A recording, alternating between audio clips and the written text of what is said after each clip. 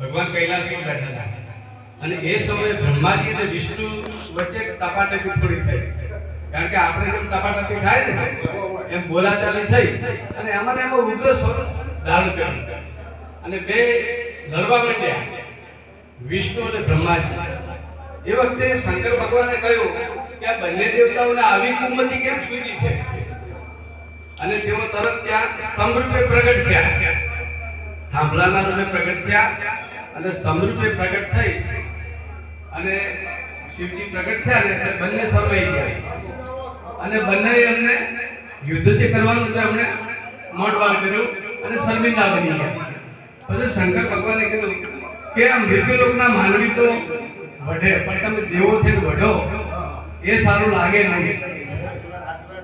પછી એમને જોઈ એવા શર્મિંદા છે ત્યારે ભગવાન શંકર ભગવાને કહ્યું એમણે કે આ જે મોટો સ્તંભ છે એનું નાનું સ્વરૂપ થશે અને કળિયુગમાં દરેક ગામે ગામ મારું શિવાલય છે અને જે કોઈ મારી ભક્તિ કરશે એને હું મારાથી જે બને એ આપીશ. આપણે રામપ્રસન્નભાઈના ભાઈ સંતોએ સાખીમાં કીધું કે એક લોટો ભરીને જળ તમે આપો ને તો આ તો અઢળક આપવા વાળો છે.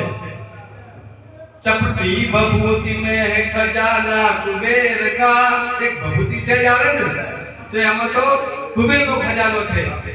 અને એવા ભોળિયાનાથના આજે આપણે જન્મદિવસે અહીંયા મળ્યા છીએ.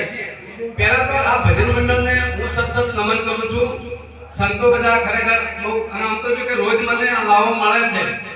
તમને કદાચ હશે કે તમે ફિઝિકલી તો હોતા નથી તો કઈ રીતે, પણ ભાઈ મને વિડીયો મૂકે છે દરરોજ અને હું બધા સંતોના દરેકની વાણી સાંભળું છું. રિયલ એ હકીકત છે. તમે જો ગમે એવા થાકેલા હો ને તમે એ વાણી સાંભળો ને તો તમારો થાક ઉતરી જાય.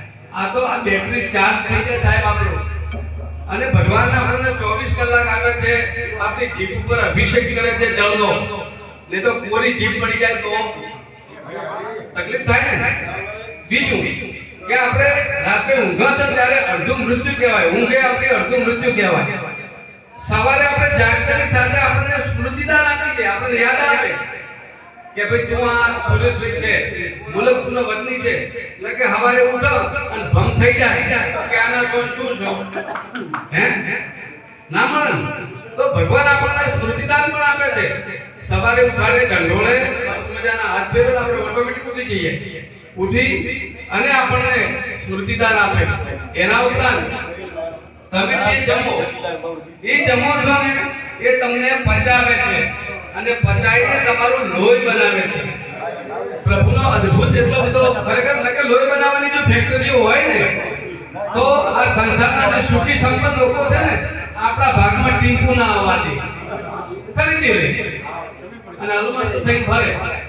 પણ પ્રભુએ એવી રચના કરી છે કે તમે ગમે તે ખો, રોટલી ખો તો એ લાલ લોહી બનાવે, ઘેસ ખો તો એ પણ લાલ લોહી બનાવે, તમે સફરજન ઉપર રો તો પણ લાલ લોહી બનાવે. એટલે આ અદ્ભુત રચના છે ભગવાનની. અને પામર માનવ તરીકે આપણે અહીંયા આવ્યા છીએ અને આપણું જીવન સાર્થક થાય, આપણે કોઈને નડીએ નહીં અને ઉપયોગી થઈએ એવું કાર્ય કરીએ.